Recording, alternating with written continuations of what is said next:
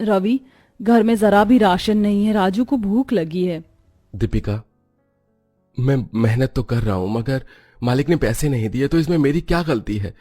अब तो मैं दूसरा काम भी देख रहा हूं पर मुझे कहीं काम नहीं मिल रहा। पर रवि जी, मैंने ऐसा कब कहा कि इसमें आपकी गलती है? मैं तो बस ये कह रही हूँ कि घर में राशन नहीं है, हम तो फिर भी भूखे रह लेंगे, पर राजू ज्यादा दिन भूखा नहीं रह पाएगा। हाँ बेटा, बहू बिल्कुल सही कह रही है। अगर मालिक पैसे नहीं दे रहा है तो तू किसी से उधार ले ले। माँ, मैं किसी से उधार मांगू? गरीबों को कोई उधार नहीं देता।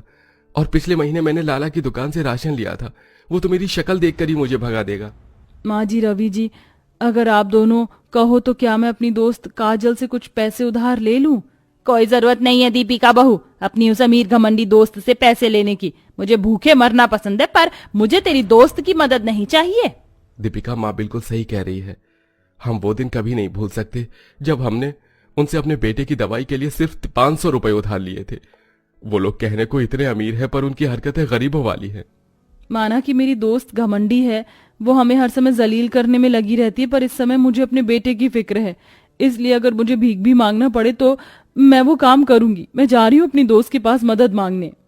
दीपिका को अपने बेटे की भूख के सामने कुछ नजर नहीं आता और वो अपनी अमीर दोस्त के घर जाती है और उससे मदद मांगती है। काजल, मेरा बेटा बहुत भूखा है, उसने 2 दिन से कुछ नहीं खाया, प्लीज तुम मुझे थोड़ा खाना दे दो। दीपिका, एक समय पर हम दोनों कितने अच्छी दोस्त हुआ करते थे, पर तेरे पति और सास के गुरूर की वजह से आज तेरी ये हालत हो गई है। अब तू ही बता, जिसने मेरी इतनी इंसल्ट की हो, भला मैं उनकी मदद कैसे कर सकती हूँ? प्लीज काजल, ऐसा मत बोलो। तुम जो कहोगी मैं वो करूंगी। अगर तुम कहो तो मैं पूरे गांव वालों के सामने अपने पति की तरफ से तुमसे माफी भी मांग लूंगी। दीपिका, मैंने तो बस अपने पैसे तुम्हारे पति से मांगे थे, पर तुम्हारे पति में इतना घमंड है कि वो कभी तरक्की नहीं कर सकता। तुम एक बार मुझे देखो, मैं दिन पर दिन अमीर होती जा रही हूँ और तुम दिन पर दिन गरीब। पर मेरा दिल बहुत साफ है, मैंने तुम्हें शुरू से ही अपना दोस्त माना, इसलिए मैं तुम्हारी मदद कर दूंगी। पर मेरी एक शर्त है। शर्त? कैसी शर्त? मेरे घर में नौकर की कमी है, तुम्हें फ्री में मेरे घर में नौकरों का काम करना होगा। बदले में मैं तुम्हें और तुम्हारे परिवार को 2 वक्त का खाना दे दिया करूंगी। मुझे तुम्हारी सारी शर्त मंजूर है। तुम कहो तो मैं अभी इसी वक्त से तुम्हारी नौकरानी बनने को तैयार हूँ। दीपिका और काजल स्कूल टाइम से ही दोस्त थे, पर काजल की शादी एक बड़े घर में हो जाती है तो वहीं दीपिका की शादी एक मिडिल क्लास में।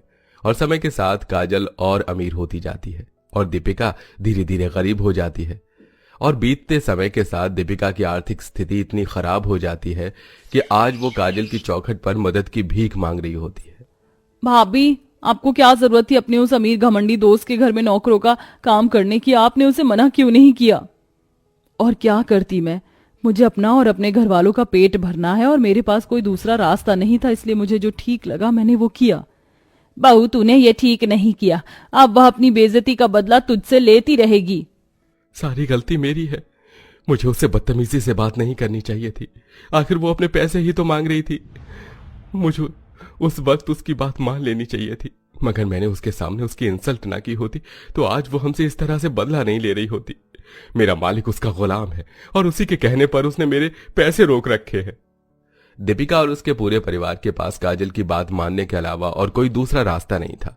इस तरह दीपिका अपनी दोस्त के घर में उसकी गुलाम बनकर रहती है। और ऐसे ही एक दिन, दीपिका, पहले मेरे पैर दबा दो, उसके बाद मेरी बेटी को स्कूल से ले आना। और हाँ, रात को मेरी सास और नंद दावत पर आ रहे हैं तो उनके लिए अच्छा सा खाना बना देना। जानती हो ना, मेरी सास और नंद अब मेहमान की तरह यहाँ आती है। ठीक है काजल, तुम मुझे बता दो क्या बनाना है।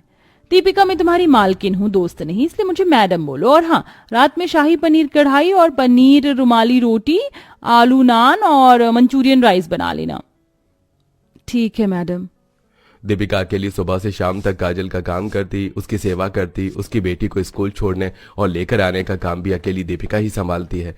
यहाँ तक कि जब काजल की सास और नंद दावत पर उसके घर आते हैं तो उनके लिए खाना भी दीपिका बनाती है। बहू, तूने फिर से नई नौकरानी रख ली। मैं बिजनेस के सिलसिले में बाहर क्या रहने लगी, तूने तो हर महीने नौकर बदलने का काम शुरू कर दिया। वैसे माँ, इस बार भाभी ने बिल्कुल सही नौकरानी रखी है। इसके हाथों में तो जादू है। कितना स्वादिष्ट खाना बनाया है इसने। माँ जी, आपने शायद इस नौकरानी को पहचाना नहीं, ये हमारी गरीब पड़ोसन दीपिका है। OMG, इस गरीब की हालत इतनी बेकार हो गई कि यहाँ बैठकर हमारे लिए दावत का खाना बना रही है। चलो इसी बहाने इनको ये तो पता चलेगा कि अमीरों की दावत आखिर होती कैसी है। काजल अपनी सास और नंद के साथ मिलकर दीपिका की गरीबी का मजाक उड़ाती है, पर बेचारी दीपिका कुछ नहीं बोलती और सभी के खाना खाने के बाद बचा हुआ खाना लेकर अपने घर जाती है, जहां राजू इतना अच्छा खाना देख अपनी माँ से कहता है, माँ आज तो तुम बहुत टेस्टी टेस्टी खाना लेकर आई हो। क्या अमीरों के घर में ऐसी दावत होती है जहाँ इतना अच्छा खाना मिलता है? हाँ बेटा, अमीरों के घर की दावत ऐसी ही होती है। वहाँ ऐसा खाना मिलता है जिसके बारे में हमने कभी सोचा भी नहीं होता। दीपिका, तुम्हें हर दिन वहां पर अपनी इंसल्ट करवाने की जरूरत नहीं है। तुम वहां काम करना छोड़ दो। मैंने एक जगह बात की है, भगवान ने चाहा तो बहुत जल्द मेरी नौकरी लग जाएगी। पता नहीं रवि जी, वो दिन कब आएगा और कब हमारी आर्थिक स्थिति ठीक होगी। दीपिका और उसका पूरा परिवार बहुत दुखी था। अब इसी तरह कुछ दिन बीत जाते हैं और एक दिन दीपिका सब्जी लेने के लिए मार्केट जाती है, जहां उसकी मुलाकात उसकी स्कूल टीचर ममता से होती है। अरे दीपिका, तुम इस बाजार में यहीं पास में रहती हो क्या? वैसे काजल कहाँ रहती है? तुम दोनों अब भी दोस्त हो ना? हाँ मैडम, हम दोनों आज भी उतनी ही पक्की दोस्त हैं जितने स्कूल में हुआ करती थी, और हम दोनों का ससुराल भी एक ही जगह है। अरे वाह, ये तो बहुत अच्छी बात है। फिर तो तुम्हें मुझे दावत पर बुलाना चाहिए, क्योंकि तुम दोनों की शादी भी हो गई और बच्चे भी हो गए, और तुम दोनों ने मुझे दावत ही नहीं दी और ना कुछ बताया। इसलिए अब तो मैं कल ही तुम दोनों के घर आऊंगी, तुम दोनों के घर की दावत खाने। दीपिका अपनी टीचर को दावत पर आने से मना नहीं कर पाती और अगले दिन ममता गांव वालों से पूछकर काजल के घर पहुंचती है।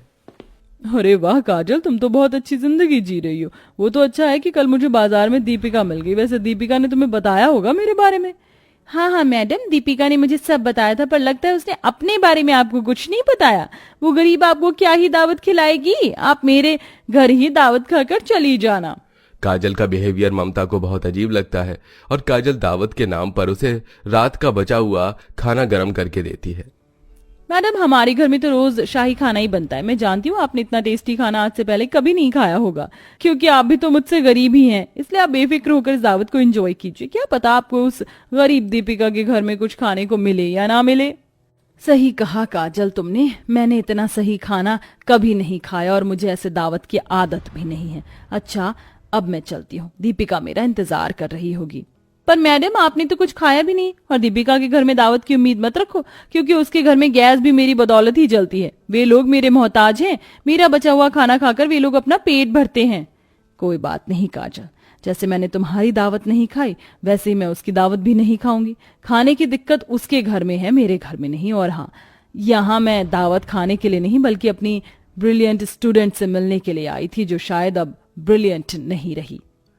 काजल के घर का बासी शाही खाना देखकर ममता को बहुत बुरा लगता है और वो दीपिका से मिलने उसके घर जाती है, जहां दीपिका ममता के सामने गर्मा गर्म रोटी और सब्जी बनाती है।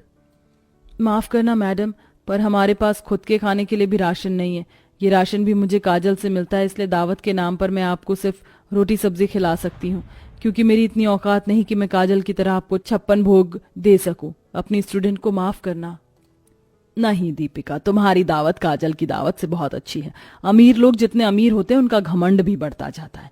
तुम्हारी रोटी सब्जी के सामने उसका सही खाना भी फीका है। और हाँ दीपिका, तुम पढ़ी लिखी हो, इसलिए तुम मेरे स्कूल में बच्चों को पढ़ाने का काम करो, ना कि काजल के घर में नौकरों का काम। ममता को अमीर घर का दावत बिल्कुल पसंद नहीं आता और वो गरीब घर के दावत से इतनी खुश होती है कि दीपिका को अपने स्कूल में टीचर की जॉब दे देती है। साथ ही साथ रवि को अपने पति की कंपनी में भी जॉब दिलवा देती है, जिसके बाद दीपिका के घर की आर्थिक स्थिति भी सुधरने लगती है। आशा है ये कहानी आपको अच्छी लगी होगी। वैसे आखिरी बार आप कब मेहमान बनकर दावत खाने के लिए गए थे, कमेंट में बताना मत भूलना।